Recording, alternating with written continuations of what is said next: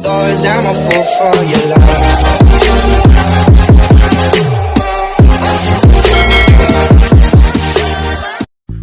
Dina Wong babad na babad pa rin pagdating nga sa second set. Ngunit pansamantala nga siyang pinalitan ni Mars Alba dahil nga medyo lamang na nga sa kanila ang creamline. Medyo maala talaga ngayon ang Choco Mucho at halos hirap na hirap nga sila.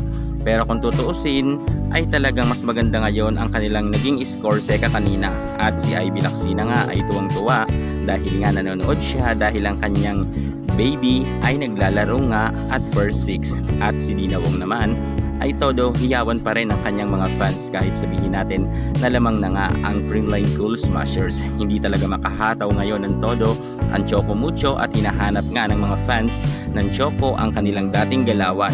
Samantalang eto na nga ang Creamline Cool Smashers, gusto talaga nilang patunayan na hindi sila pinagbigyan ng Choco Mucho ng last na games. At eto na nga, inilabas na nga ng Creamline ang kanilang tunay na angking kagalingan. Tulad ng sabi ko, ang ating Alyssa Valdez nagbabakulaw yan pagdating nga sa semifinals at nangyari na nga ito.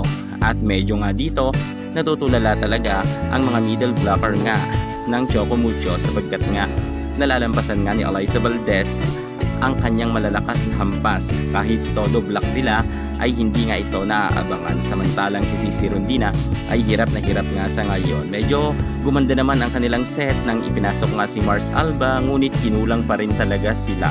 Iba kasi talaga ngayon ang galawan ng Choco Mucho, mukhang malaking kawalan talaga sa kanila si Kat Tolentino.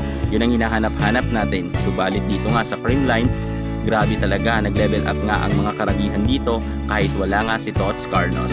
At ito nga si Pangs Panaga ay talagang to the highest level nga ang kanyang mga blocking at spiking. Grabe talaga ang kumpiyansa ngayon ng Creamline at ayaw nga nilang papormahin si Cici Rondina. Mukhang matatapos na talaga ang sinasabi nga ng mga haka-haka ng karamihan ng mga bashers nga ng Choco Mucho at ng Creamline sapagkat sabi nga nila may bigayan daw na naganap ng preliminaries. Pero ngayon semifinals na, alam natin na talagang bardagulan na ito. Pero kitang-kita naman natin na hirap talaga ngayon ang Choco Mucho at ang ating superstar Alyssa Valdez ay talagang itinetodo niya na ang kanyang paghataw nga pagdating nga sa first set at second set ay hataw na hataw talaga itong si Alyssa Valdez. Sa kasalukuyan nga si MJ at si Alyssa Valdez nga ang tandem ngayon at magkasama with Gemma Galanza.